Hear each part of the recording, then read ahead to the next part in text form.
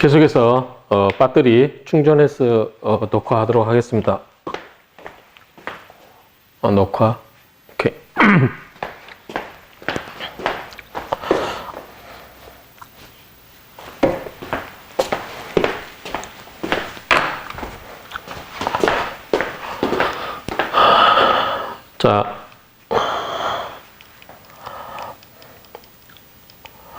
자, 아까 1가구 1주택이어야 되고, 두 번째 요건이 이제 2년 이상 보유를 해야 된다. 그러면 원칙적으로 보유가 2년이고, 조정지역인 경우는, 거주도 2년 해야 된다. 그래야 1가구 1주택인 경우 비과세가 된다. 그 이야기입니다. 시행령 154조, 154조 보면 보유기간 2년이고 조정지역 대상에는 보유기간 2년 중에 그 기간 중에 2년 이상이 거주를 해야 된다. 그런 내용이고요. 그 다음에 이제 예외가 이런 경우는 안 되는 거 있는데, 자, 이건 뭐냐면 공공임대주택을 취득하여 양도하는 경우는 자, 총 5년 이상인 경우, 이런 경우는 거주기간 제한을 받지 않는다고 그러는데, 이거는 이제 이 앞에서 요구하는 보유 2년, 거주 2년 요건에 대한 거 없이 양도세를 내지 않는다라는 거죠. 그래서 여기 보시면, 그림을 보시면, 자, 임차기간이 4년이고 보유기간이 1년이에요. 그러면, 실제로 거주기간이 5년 이상이면은 양도시 비과세되기 때문에 우리가 보유기간이 2년이어야 된다고 그랬잖아요. 근데 2년의 요건을 갖추지 않아도 1년만 가져도 임대주택 같은 경우는 비과세가 된다. 이렇게 이해하시면 돼요. 그래서 원칙적으로 2년 보유 또는 2년 거주 요건에 해당되지 아니한다. 그래서 인간 임대주택, 공공건설 임대주택 같은 경우는 실질적으로 총 5년 이상 거주하면은 그 보유기간에 관계없이 양도세를 비과세한다. 그 이야기고요. 그 다음에 두 번째가 이제 그 공치법이라고 그러죠. 공익사업을 위한 토지 등의 취득 및 보상에 관한 법률에 의해서 협의 매수 또는 수용, 그 밖에 법률에 의해서 수용되는 경우, 그런 경우, 그 다음에 해외 위주로 이런 경우는 5년 이내에 양도하는 경우는 비과세 되는 거고요. 그 다음에 해외 이주법에 따른 해외 이주로 세대 전원이 출국하는 경우, 이런 경우는 한 주택을 보유하게 하는 경우 2년 이내에 양도한 경우 비과세 된다. 그 다음에 1년 이상 계속하여 국외 거주를 필요로 하는 취약 또는 근무상의 형편으로 세대 전원이 출국하는 경우, 이런 경우도 출국일로부터 2년 이내에 양도하는 경우는 비과세 된다. 그 다음에 세 번째, 3호에 보면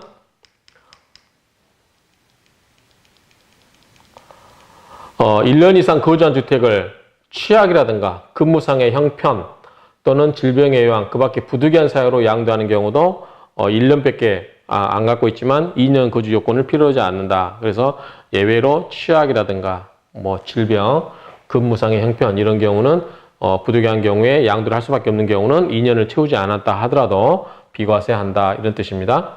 4호는 임대사업자 등록한 경우, 이런 경우는 그 임대기간을 채우게 되면 비과세 해줍니다. 이게 좀 문제가 많았었죠. 양도세를 하나도 안 낸다고 하니까 예컨대 임대주택을 등록해놓고 임대주택을 등록해서 3억짜리 사서 나중에 10억에 팔아도 양도세를 하나도 안 낸다고 하니까 큰 혜택이겠죠. 그래서 부랴부랴 여러 가지 이제 임대사업자 등록을 많이 제한한 조치, 뭐 금액이 뭐 6억 이상 넘어가면 안 되고 평수도 뭐 84해배 이상 넘어가면 안 되고 이런 식으로 여러 가지 제한을 하고 있는데, 그전에는 임대사업자로 등록하게 되면 양도세를 내지 않는다. 물론 임대사업자에 따른 8년 뭐 이런 여러 가지 임대기간은 준수해야 되겠죠. 자, 조정대상 지역이 있는데, 조정대상 지역은 서울은 전 지역이고요. 부산은 해운대구, 연제구, 동래구, 남구 이런 식으로 쭉 보시면 되고, 경기도는 과천, 광명, 성남, 고양, 남양주 뭐 웬만한 데 다 있어요. 화성시에는 또 일부가 있고, 그렇죠? 공주지역, 연기 공주지역, 행정중심 복합지구 뭐 이런 여러 가지가 있는데, 이거는 각 해당 지역을 개별적으로 한번 보시기 바랍니다. 그 다음에 아까 이야기했던 것처럼 이제 치료형 질병, 치료라든가 요양, 근무상의 편의일 때는 1년 이상 살던 거, 이거 쭉 앞에 해놓던 거 설명한 거예요. 이거는 그런데 사업상 형편이다. 사업상의 형편에 의한 이사는 이런 경우는 양도세 비과세가 아니다. 그런 뜻입니다. 이건 앞에 했던 거를 요약해 놨던 겁니다. 한번 보시면 자, 앞에 했던 거 이야기했죠? 국내에서 치료 요양 근무상 1년, 사업성 형편은 인정이 안 되고 세대원 전원 국외로 이주로 출국한 경우 2년, 그 다음에 1년 이상 국외 거주를 필요로 하는 경우 역시 2년, 해외 치유학 또는 근무상 형편으로 전원 출국한 후 2년, 재개발 이런 거는 준공일로부터 2년이네. 재개발, 재건축 사업에 참여한 조합원이 재개발, 재건축 사업 기간 중 일시 취득하게 되어 1년 이상 살게 된 집. 이걸 아까 뭐라고 그랬죠? 대체주택이라고 그랬죠? 이런 경우는 2년이다. 3년 아닌가요? 3년은 3년 같은데 3년 이내에 양도해야 된다. 근데 2년이라고 돼 있으니까 2년으로 기억하시죠? 그 다음에 임대사업자인 경우는 5년 이상 협의매수, 공시법상 협의매수 이런 경우는 아까 이야기했습니다. 그러나 예외적으로 다음의 경우에는 양도세가 과세되니 조심해라. 자, 1가구 1주택이라도 미등기 전매, 등기를 안 하게 되면 무슨 혜택이 있습니까? 취득세 안 내죠. 취득세 안 내죠. 그런데 일단은 미등기 전매 같은 경우는 무조건 양도차익의 몇 프로? 70%입니다. 굉장히 셉니다. 그 다음에 1가구 1주택이라도 고가주택. 고가주택은 뭐냐면 9억 초과됩니다. 9억 초과. 그러면 9억 초과되는, 매매 가격이 9억이 초과되면 고가주택으로 봐서 이런 경우는 뭐다? 세금을 내라. 그 뜻입니다. 그 다음에, 근데 이제 9억 초과인 고가주택 같은 경우는 전체 양도 차익을 내는 게 아니고 그 초과된 부분만 낸다라고 보시면 됩니다. 한번 그림을 볼까요? 자, 양도 차익은 원칙적으로 양도 차익에다가 양도가액 분의 양도가액 마이너스 9억 이렇게 계산하면 됩니다. 장기 보유 특별공제도 있고 계산 밑에서 할 거예요. 그 다음에 기본 공제는 250만 원입니다. 자, 고가주택 한번 볼까요? 자, 이걸 보도록 하겠습니다. 근데 장기 보유 공제율은 좀씩 다를 수 있어요. 근데 옛날 책자니까 참고만 하시고요. 한번 예를 보겠습니다. 자, 취득이 2002년도 7월 20일 날 5억이에요. 맞죠? 5억. 그 다음에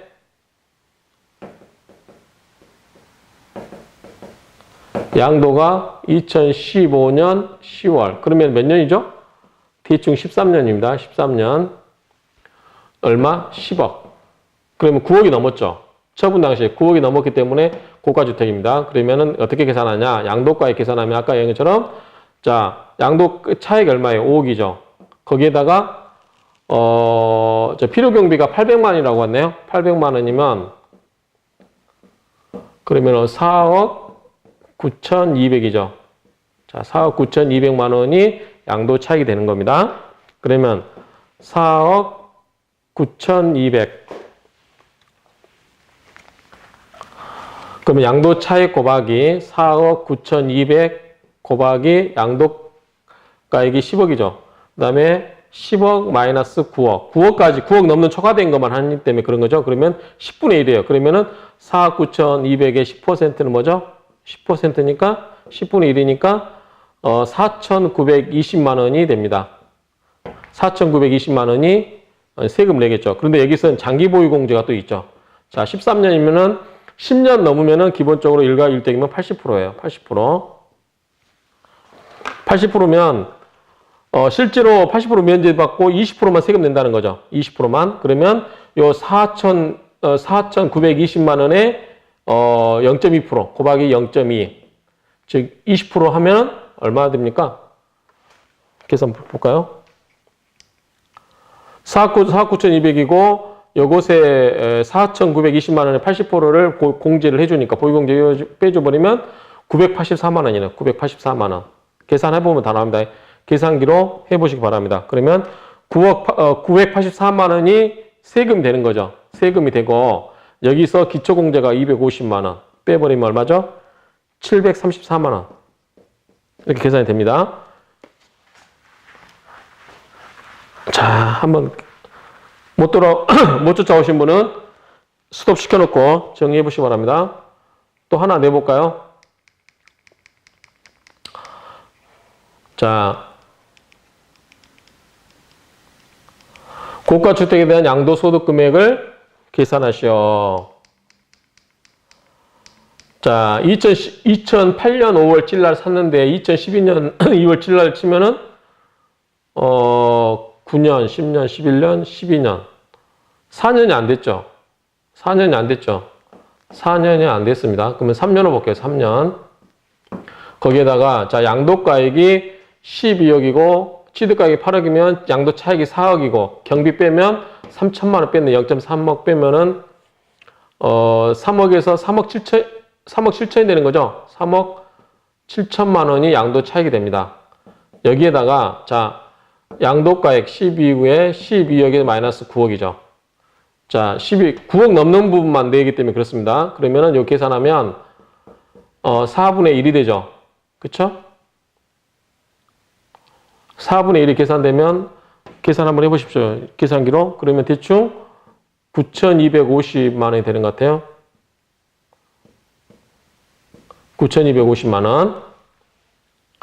그 다음에 장기보유공제가 3년이면은 여기는 24% 됐네요. 자, 3년이면 24% 일가일대인 경우 나중에 표현 나올 거예요. 자, 일가일대는 8%씩 계산하면 됩니다. 8%씩. 그럼 앞에 3년이면 8, 3, 24. 24%. 그럼 24%면 세금 낼 거는 이걸 공제받기 때문에 100%에서 24% 빼버리면은 76%죠. 그렇죠? 그러면 0.76이 되죠. 자, 9,250만 원에 0.76을 한번 곱해 보겠습니다. 계산기가.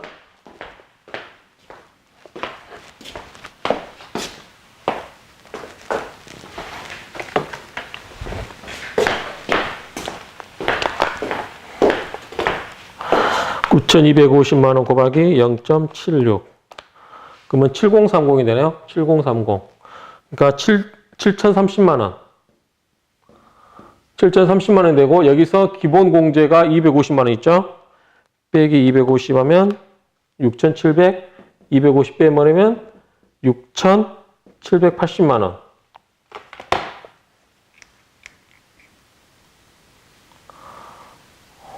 틀리네요.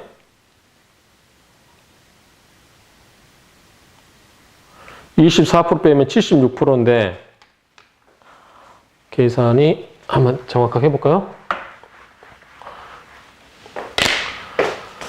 자, 양도 차익은 4억에다가 3억 7천만 원.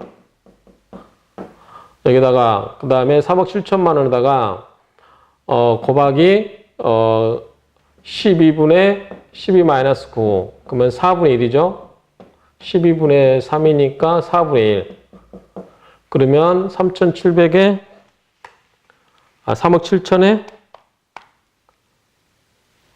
7천에 곱하기 0.25 9,250만 원. 9,250만 원 맞고요. 그 다음에 장기보유공제 9,250만 원에 장기보유공제가 24%. 이렇게 하나요? 또 계산이 이상하는데 이거 24% 하고 12분의 또 12 마이너스 9 하네요. 그러면 이렇게 계산하면 곱하기 0.24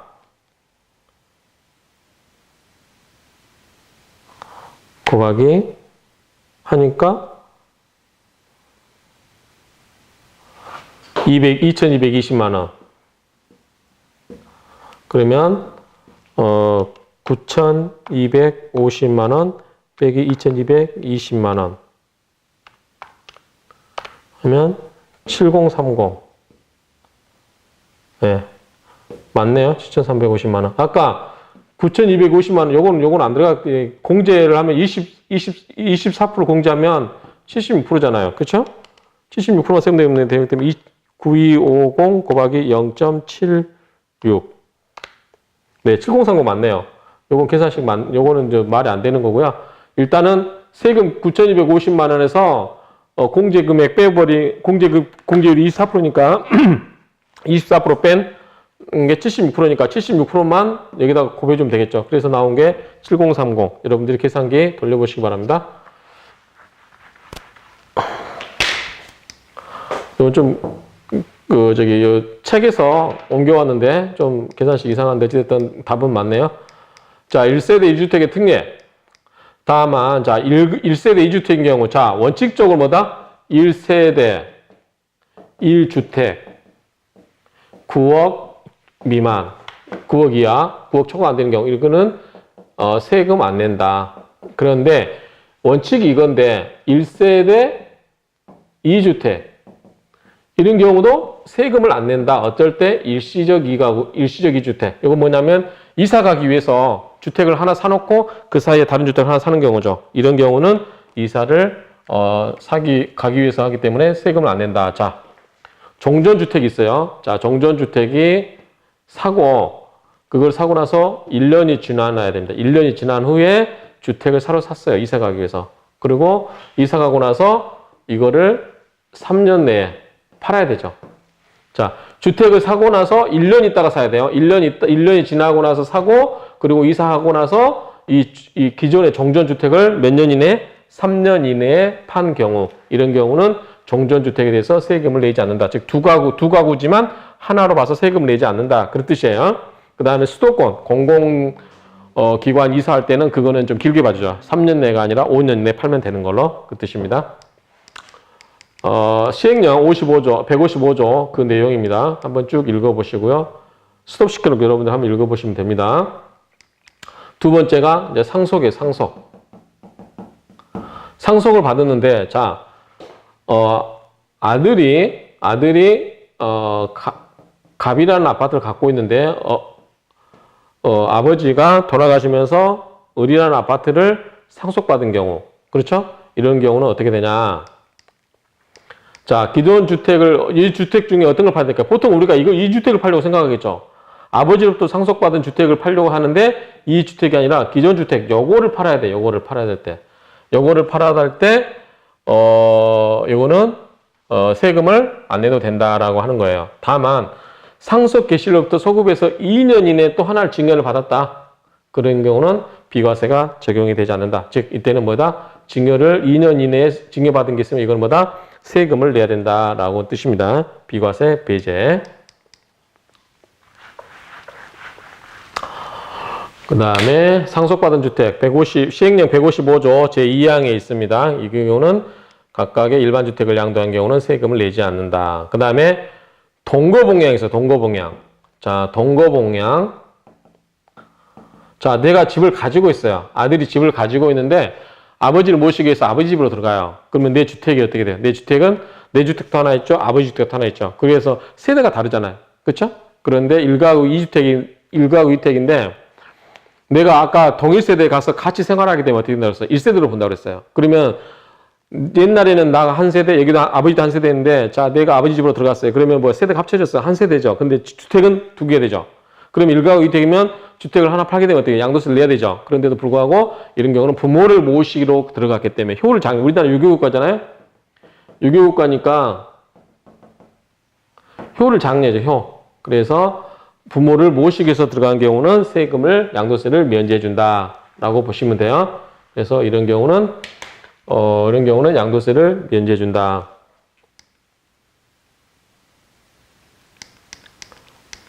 네, 이거는 뭐냐면 동거봉양에서 세대를 합침에 따라서 2주택을 보유하는 경우 합치 이전부터 보유하고 있는 주택만 상속받은 경우를 주택으로 보는데, 이거는 이제 피상속인이 소유한 주택이 소유 기간이 가장 긴 거, 그 다음에 거주 기간이 가장 긴 거, 순서대로 주택이 여러 개인 경우 어느 주택을 상속받은 주택으로 볼 거냐라고 했을 때 상속받은 조건은 기준이 4가지가 있죠. 첫 번째, 소유 기간이 가장 긴 주택을 먼저 보고, 두 번째, 거주 기간이 가장 긴 거, 그 다음에 가격 소유 기간이 같을 때, 그 다음 두 번째 기준이 거주 기간, 세 번째가 피상속인 상속 개시 당시 거주한 1주택, 그 다음에 기준시가 가장 높은 1주택을 상속받은 주택으로 본다라는 거예요. 그래서 주택이 여러 개인 경우 기준을 정하는 기준이고, 공동상속주택 외에 다른 주택을 양도할 때는 해당 공동상속주택은 해당 거주자의 주택으로 보지 아니한다라고 보는 거고요. 쭉 보시면 되고, 그 다음에 한 울타리 안에 2개 집이 있을 때, 이럴 때는 한 울타리 안에 2개 집이 있는 경우는 2개 주택이 아니라 하나로 본다는 얘기입니다. 그 다음에 집을 사간 사람이 등기하지 않아서, 자, 내가 A라는 사람한테 집을 팔았어요. 그리고 나는 집을 사서 등기를 쳤는데 이 사람이 등기를 안 치고 있어요. 그러면 등기 부상의 소유자는 누구예요? 나잖아요. 그렇죠? 그런데 통상적으로 잔금을 지급했기 때문에 잔금 받았다고 하면 그 사람 소유라고 하는 거죠. 그런 경우는 그 사람이 등기 치고 있지 않다 하더라도 내 주택으로 보지 않는다. 그 뜻입니다. 자, 아까 동거봉양이죠. 자, 60세 이상의 직계 전속을 모시기 위해서 세대를 합친 경우는 합친 날로부터 10년 이내에 먼저 양도하는 주택. 자, 이런 경우는 아버지 집이 됐든 내 주택이 됐든 상관없겠죠. 10년 이내에 먼저 양도하는 주택은 양도세를 부과하지 않는다. 동거봉양. 이때는 누구 집이든 상관없겠어요. 상속받을 때는 상속받은 주택, 일시적은 먼저 산 주택, 요거는 상속받은 주택을 해야 되는데 이거는 아무거나 순서가 없다. 10년 이내. 요거는 일시적은 3년인가요? 이건 5년, 이거는 10년.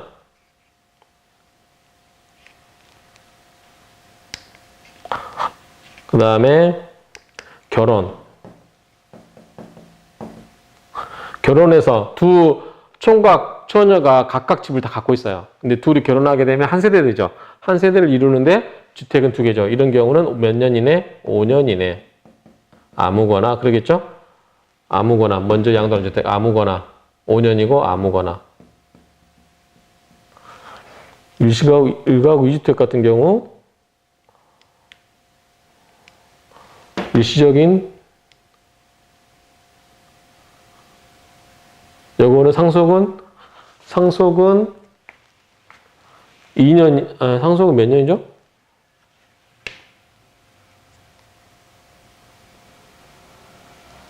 요거는 기존주택. 일시적은, 이것도 3년 맞죠? 3년에 기존주택을 먼저 팔아야 되는 거고, 3년이고 기존주택 상속은 이거고, 동거봉양은 아무거나고,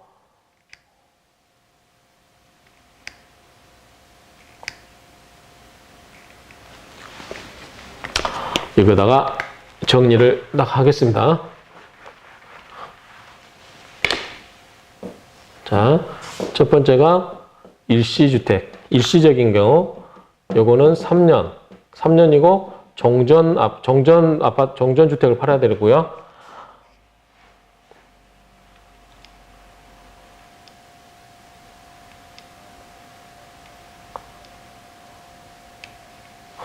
상속인 경우 요거는 기존 주택이고 2년 이내에 한 거는 증여가 안 되고 인정이 안 되고 요거는 기간 제한이 없나요?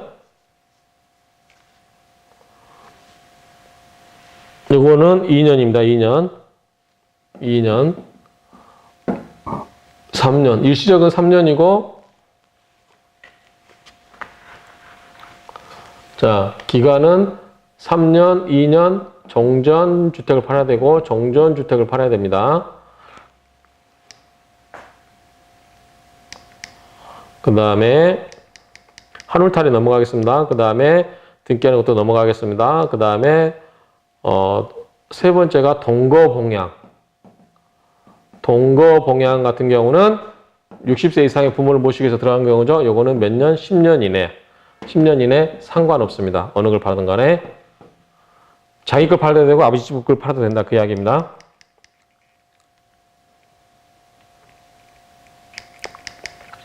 그 다음에 결혼.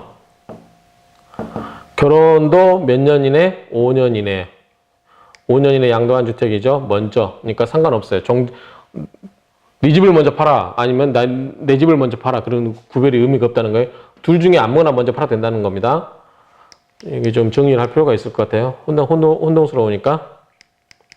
그 다음에 농어촌. 농어촌은 우리가 농촌으로 이제 들어가는 거죠. 농어촌으로 들어가는 건데 농어촌 주택을 들어서 1세대 2주택이 된 경우 이런 경우는 주택을 여기는 뭐냐면 정전주택이겠죠. 농어촌 주택을 팔면 안 되고 정전주택이겠죠. 팔아야 됩니다.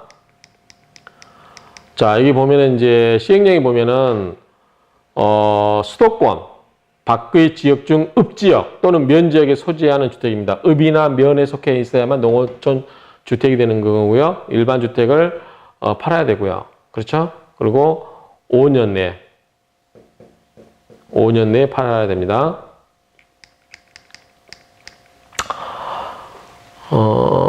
아니다. 일반 주택을 양도하는 경우고 영농 또는 영어의 목적으로 취득한 기농주택은 일반 주택을 5년 이내에 팔아야 된다는 뜻입니다. 그 다음에 이제 시행령 9호에 보면 이농주택은 살다가 다른 지역으로 이사했다는 뜻 같아요. 그래서 농사를 짓기 위해서 들어가 살다가 다른 지역으로 이사를 하는 경우, 다른 읍면 지역으로 전출함으로써 거주자 및 그 배우자 생계를 같이 하는 가족이 갖고 있는 주택, 이농인이 소유하고 있는 주택. 그 다음에 기농주택은 육군 있어요. 자, 첫 번째, 자, 기농주택은 우리 시골에 뭐 하러 들어가는 거예요? 농사지로 들어가는 거예요. 또 시골에서 살기 위해서 들어가는 거죠. 그래서 호화주택이면 안 되겠죠. 그렇죠? 호화주택이면 안 된다. 그래서 고가주택에 해당되지 않고, 그 다음에 땅은 거의 한 200평, 660제곱미터니까, 660해배니까 약 대지가 200평 이내에 되고, 그 다음에 영농 또는 영어의 목적으로 취득하는 것으로 다음 항목의 어느 것에 하나에 해당된다. 자, 1000제곱미터면 거의 받치면은 300평에 한 마직이니까 세 마직이 3.3마직이 정도 되고 저는 그렇고 답은 시골에서 보통 200해배가 한 마직이거든요. 그러면 1000제곱미터면 한 5마직이 논이게 되겠죠. 그런 경우에 밭은 한 3.3마직이 정답 답은 너는 한 5마직이 정도 해당되는 자가 농지에 있는 지역에 있는 주택을 취득하는 것일 것. 그 다음에 뭐 여러 가지 있네요. 그런 요건을 갖출 경우만 농어촌 주택을 인정해 주는데 굉장히 어렵죠. 까다롭습니다. 8. 문화재. 자, 집을 하나 갖고 있는데 집도 있고 문화재도 있어요. 그렇죠? 이런 경우는 1가구 2주택으로 보지 않는다라는 뜻이에요. 그래서 이 문화재 주택을 갖고 있는 경우, 팔 경우 이런 경우는 내지 않는다. 그 다음에 두 번째가 아까 나왔어요. 이거는요. 수도권 밖에 실수요자 목적의 주택 특례 해가지고 아까 기획재정부령으로 정하는 취약, 근무상의 형편, 질병의 요양, 그 밖에 부득이한 사유로 이런 경우 이사를 할 경우, 자, 4, 5, 6, 7, 자, 수도권 밖. 이런 경우는 3년 이내 종전주택을 팔아라는 뜻입니다. 이런 경우는 3년 이내에 팔아 해서 해결을 해라. 그 다음에 아까 수도권 외에 지역으로 공공기관 이전하는 경우는 5년이라고 그랬죠? 앞에 나왔죠? 5년, 3년을 5년을 본다. 5년 동안 이전해라. 그 다음 장기 임주택과 그 밖의 주유주택. 장기 임대주택 또는 장기 가정 어린이집 이런 경우는 1가구 주택에서 뺀다고 그랬어요. 양도세 계산할 때. 그거는 그냥 뺀다. 그래서 거주주택 같은 경우 보면은 거주 기간이 2년 이상일 것. 장기 임대주택은 민간주택, 임대주택으로 등록해서 임대하고 있어야 된다. 자기가 갖고 있는 거주 기간은 2년 이상이면서 임대주택으로 등록을 한 경우, 그런 경우는 임대주택 같은 경우는 주택으로 보지 않는다. 그래서 하나로 본다는 뜻이에요. 장기 어린이집 이렇게 보시면 되고요. 그 다음에 장기 저당 담보 주택이라는 게 이제 조사하다 보니까 나왔는데 시행령 155조에 있는데 이거 무슨 뜻일까 생각해 봤는데 이거는 이제 장기로 집을 저당을 그러니까 은행융자 같은 걸 받아 가지고 이런 경우 그 주택을 마련하기 힘들게 했기 때문에 좀 양도세를 비과세 주려고 하는 게 아닌가 싶어요. 자, 장기 저당 담보 대출 계약을 체결하고 장기 저당 담보로 제공된 주택을 양도하는 경우는 거주 기간에 제한을 받지 않는다. 자, 계약 체결 현재 주택을 담보로 제공한 가입자가 60세 이상일 것. 그 다음에 장기 저당 담보 계약 기간이 10년 이상. 그 다음에 만기 시에 일시에 상환하는 계약 조건일 것. 이렇게 돼 있어요. 이 조건을 갖추게 되면 장기 저당 담보 주택으로 봐서 1가구 양도세를 1가구 주택에 대한 과세로 봐서 세금을 부과하지 않겠다. 이렇게 보시면 될 것 같아요. 자, 그럼 지금까지 한 거 정리하고 조합원 입주권을 보도록 하겠습니다. 자, 일시적으로 주택을 2가구 가질 때는 3년 이내에 종전주택을 팔아야 된다. 상속으로 인한 경우는 2년 이내에 종전주택 팔아야 된다. 자, 동거봉양이나 결혼할 때는 아무거나 팔아도 된다. 다만 동거봉양은 부모님을 길게 모시고 살아야 되잖아요. 그래서 10년을 본 거고, 그 다음에 결혼한 경우는 남녀가 결혼해서 자리 잡을 때 한 5년이면 충분하다. 그래서 그 5년 이내에 다른 주택을 하나 팔아라. 보통 더 먼저 빨리 팔겠죠. 하나 팔아서, 아니면 요즘같이 부동산 경기가 좋을 때는 갖고 가겠지만 안 좋을 때는 이제 결혼 신혼의 목적에 맞춰서 큰 집으로 하나로 늘리기 위해서 팔 수도 있습니다. 농어촌 주택은 5년 내에 도시에 있는 정전주택이니까 도시에 있는 주택이겠죠. 농어촌으로 이사 가기 위해서 산 거니까 정전주택을 5년 이내에 팔아라. 그 다음에 문화재는 아무거나 상관없고, 그 다음에 수도권 밖에 뭐 질병이라든가 취약이라든가 그런 경우는 3년 이내에 정전주택을 팔아야 된다. 기간도 다 다르고 뭐 이렇게 있는데 이 정도 정리를 하겠습니다. 그래서 1가구 2주택인 경우에도 예외적으로 1가구 1주택으로 보는 경우가 있다. 그런 경우는 양도세를 과세한다, 안 한다? 안 한다. 이렇게 보시면 돼요.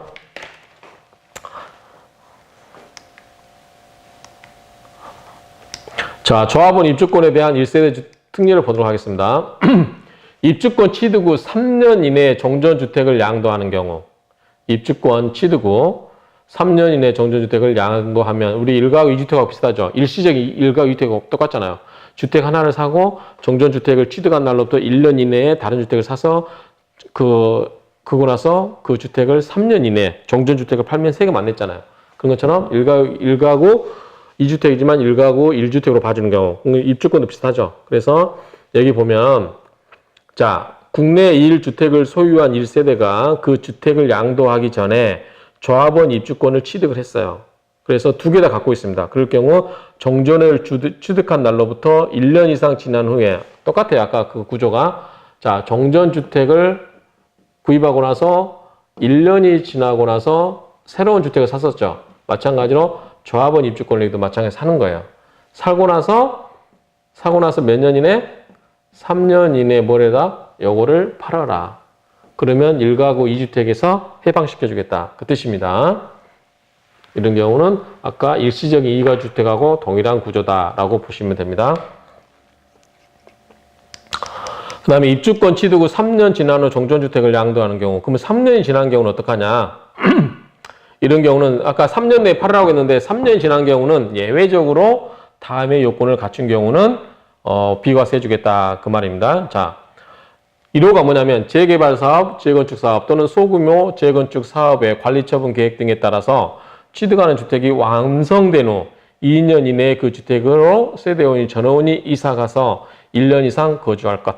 자, 재개발 등으로 인해서 완성된 주택으로 2년 내 이사하고 1년 이상 거주. 이럴 경우는 3년이 지나도 비과세 해주겠다는 겁니다. 그 다음에 2호, 이게 첫 번째고, 두 번째가 재개발 사업, 재건축 사업 또는 소규모 재건축 사업의 관리처분 계획 등에 따라서 취득하는 주택이 완성되기 전 또는 완성 후 2년 이내 정전주택을 양도할 것. 자, 완성되기 전에 또는 완성되고 나서, 완성 후, 이게 뭔 의미가 있는지 모르겠어요. 완성 후 2년 이내에 정전주택을 처분한 경우, 이런 경우는 양도세, 비과세다. 5는 아까 대체주택 이야기했어요. 5년 대체주택. 자, 재개발 지역에서 자기가 살기 위해서 철거를 해야 되니까 집을 부수고 새 집을 져야 되니까 그 주택을 떠나서 새로운 주택을 사는 경우, 그거를 우리가 대체주택으로 하는데, 그런 경우 내가 가서 실제로 1년 이상 거주해야 돼요. 1년 이상 그 집을 거주해서 대체주택을 취득해서 1년 이상 거주를 하고, 그 다음에 건물이 다 지어지면 어떻게 해야 돼요? 이사 와야 되겠죠. 이사 와야 됩니다. 그래서 재개발 이런 경우에 따라서 취득하는 주택이 완성된 후 2년 이내에 그 주택으로 전부 이사 가서 1년 이상 거주를 하고 그거를 팔아야 되겠죠.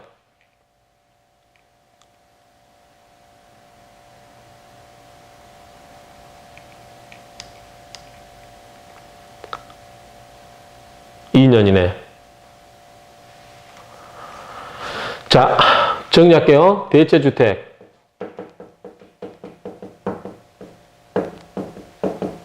대체주택은 자, 우리가 네, 흑석 7구역 아크로 리버하임 예를 들게요. 자, 7구역이 재개발 때문에 부셔야 돼요. 그럼 이사를 가야 되죠. 그래서 이주하라고 하죠. 그러면 제가 이제 이주를 하면서 저도 조합원이니까 이주를 합니다. 그러면서 어떤 집을 하나 샀어요. 집 매수. 자, 그리고 이 집에서 사놓고 딴 데가 전세하면 안 되고 이 집을 매수해서 이 집에서 몇 년 이상? 1년 이상 살아야 되고요. 그 다음에 아파트가 완공이 됐어요. 아파트가 완공이 됐으면 어떻게 된다?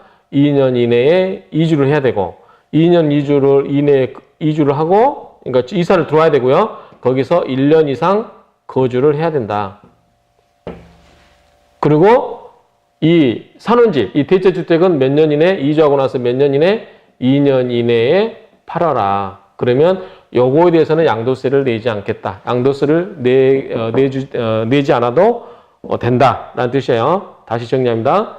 자, 이주한 경우 집을 사서 갔어요. 이 집을 샀는데 이 집에서 1년 이상 살아야 되고 그 다음에 아파트가 다 지어지면 아파트 지어진 후부터 2년 내에 이주를 해서 여기서 1년 이상 거주하고 이주하고 나서 2년 이내에 집을 팔아야 된다.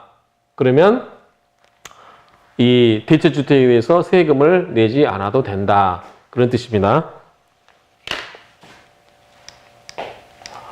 상속받은 경우도 마찬가지 비슷하게 해석하시면 될 것 같아요.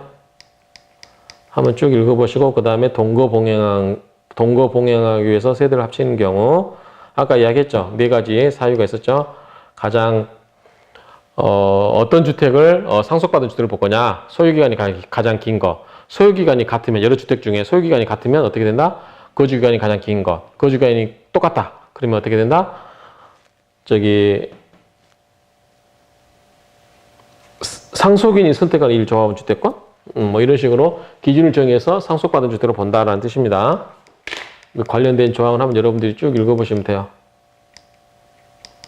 요거는 이제 구체적인 기준들인데 한번 넘어가겠습니다. 관련 법조문 한번 읽어보시면 될 것 같고요. 뭐 이제 어떤 서류 제출한 것까지 다 나와 있네. 이거는 불필요하니까 넘어가도록 하겠습니다. 그 다음에 취득시기. 자, 양도세는 양도시 가격에서 취득시 가격을 빼는 거예요. 그러면 자, 우리가 이 사이에 장기 보유 공제라는 게 있어요. 그 다음에 1가구 주택 같은 거 2년 뭐 보유, 2년 거주 이런 거 있잖아요. 그러면 이 시간은 장기 보유에 대한 기간에 대한 혜택을 받거나 2년 비과세를 받기 위해서 2년이 돼야 된다. 이 사이가 2년이 돼야 돼요. 이 사이가 2년. 거주, 산 시점이 2년 이상. 그러면 이 기간을 정해야 되는데 양도 시점과 이 취득 시점을 정확하게 알아야만 이 기간 계산이 되죠. 기간 계산이. 그렇기 때문에 어떨 때 취득을 보고 어쩔 때 양도 시점을 보냐. 그 시간에 관한 시점을 계산할 필요가, 시점을 정확하게 정의할 필요가 있다. 그래서 취득 양도 시기를 정해놓고 있는 거예요. 자, 원칙은 뭐예요? 기본적으로 원칙은 잔금을 정산하는 거예요. 자, 2019년 4월 1일 날 잔금의 계약서상에 잔금 날짜예요. 계약서상에 잔금. 우리 계약서 보면 잔금 있죠? 근데 실제로는 2019년 아파트 지금 아크로 같은 경우 비어있죠. 롯데나. 그런 경우에 2019년에 3월 15일 날 이사를 해버렸어요. 잔금 다 치르고. 잔금을 치렀어요, 이때. 계약서상의 날짜는 4월 1일인데 그러면 실제로 잔금을 치른 이 시점을 보는 거예요. 그쵸? 근데 아파트가 이제 아크로가 아니고 일반 아파트다. 그러면 계약서는 잔금 날 4월 1일이고 2019년 3월 5일 날 실제로 잔금을 치러서 이사 다 했는데 등기는 2019년 3월 25일 날 했다. 그러면은 각각 이 세 시점에서 어느 걸 보냐? 이거 실제 잔금을 정산한 날로 이거를 원칙적으로 본다라고 보시면 돼요. 자산의 대금을 천산이 아니라 청산이죠. 청산한 날을 원칙적으로 보고 대금 청산이 분명한 경우는 그 실제로 잔금이 치러진 시점을 취득 및 양도 시기로 본다. 이렇게 보시면 되고 그 불분명한 경우 그 다음에 대금을 청산하기 전에 소유권 이전등기 해버렸다. 그러면은 빠른 날짜. 그렇죠? 빠른 날짜. 그 다음에 대금 청산이 불분명한 경우는 등기라든가 등록부에 기재된 날짜. 등기 접수일이 되겠죠? 그 그다음에 자기가 건설한 건축물은 원칙적으로 사용 승인을 받은 날, 사용 승인서 교부일이고, 그다음에 예외로 사용 승인 전에 사실상 사용하고 있으면은 빨리 사실상 사용일로 봐줘서 더 혜택 기간을 더 길게 할 수 있죠. 기간을 빨리 사용 승인하게 되면 그만큼 매도 시점과 그 기간이 길어지니까 양도세에 대한 혜택이 크죠. 하루 차이로 양도세가 비과세되고 그럴 수도 있으니까 2년을 맞추냐 안 맞추냐 그 기간 동안.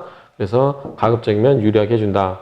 임시 사용 승인을 받은 경우는 임시 사용 승인을 보고요. 건축 허가를 받지 않냐고 건축하는 건축물은 사실상 사용일을 본다. 상속 증여로 인한 취득은 실제로 상속이 개시된 날 또는 증여를 받은 날로 보면 된다. 부동산은 증여 등기 접수일이다. 점유 취득은 해당 부동산의 점유를 개시한 날. 공익사업에 수용되는 경우, 이거는 대금을 청산한 날, 수용 개시일, 이런 경우는, 보고, 그 다음에 소유권 이전 등기 접수일 중 가장 빠른 날. 이렇게 보시면 될 것 같아요. 어쨌든, 우리가 이제 기본적으로, 일반적으로, 우리 보통 사람들은 매매에 있어서는 잔금을 실제로 정산한 날을 원칙으로 한다. 예외로, 등기 접수일로 보는 경우도 있다. 이렇게 보시면 돼요. 요거 표를 여기 다 정리해 놓은 겁니다. 그러니까 나중에 제가 표를 찾은 거예요. 다른 책에 있는 표를 찾은 건데, 자, 대금 청산날을 분명하지 않은 경우는 등기 접수일이겠죠? 그 다음에 소유권 이전 등기를 빨리 해버렸어요. 정산 전에. 그러면 당연히 등기 접수일이 될 거고, 장기 할부 조건인 경우는 이전 등기일, 인도일, 사용 수일 중 빠른 날. 자가 건설은 사용 승인서 교부일. 상속 증여에 의한 취득한 경우는 상속 개시일 또는 증여를 받은 날. 다 앞에서 했습니다. 재개발, 재건축의 재산의 취득 시기는 재개발, 전축, 전 부동산 취득일. 요거는 뭐냐면, 우리가 재개발 같은 경우는 전에 우리가 갖고 있던 주택을 주고 새 아파트를 받는 거잖아요. 그럴 때 우리가 취득일은 전에 주택을 취득한 난 시점이라는 뜻이에요. 전에 취득한 부동산의 취득일을 부동산 시점으로 본다. 양도세,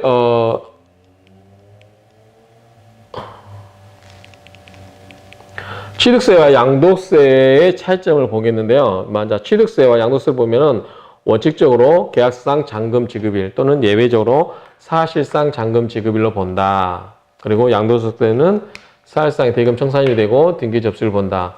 상속은 상속 개시일, 증여는 계약일, 양도세는 증여 받은 날, 뭐 연부 취득은 이제 할부라든가 생각하시면 돼요. 이런 걸 보시면 되고, 자가 건축은 사용 승인서 이렇게 있는데 이거는 그냥 참고하시면 돼요. 우리가 어쨌든 양도소득세를 계산할 때는 산 시점과 판 시점이 필요하다. 그래서 그 기간 동안에 따라서 할부받는 할인받는 장기주택 장기 할부 할부가 아니죠. 장기 보유 할인 공제를 받는 게 다르고, 그 다음에 일가의택 같은 경우 2년 보유, 뭐 3년 거주, 뭐 2년 거주 또는 3년 보유, 뭐 이런 여러 가지 조건들 있잖아요. 그 기간이 2년, 3년 정할 때 이 기간 시점을 토대로 해서 정한다. 그렇기 때문에 그 기간에 의미가 있다. 이 정도만 아시면 될 것 같아요. 취득하고 양도 시기, 취득 시기, 양도 시기는 그냥 우리가 필요할 때 관련 전문을 찾아보면 될 것 같아요. 크게 신경 쓸 필요는 없을 것 같다라고 생각이 됩니다. 그러면 잠시 쉬었다 또 계속해서 하도록 하겠습니다.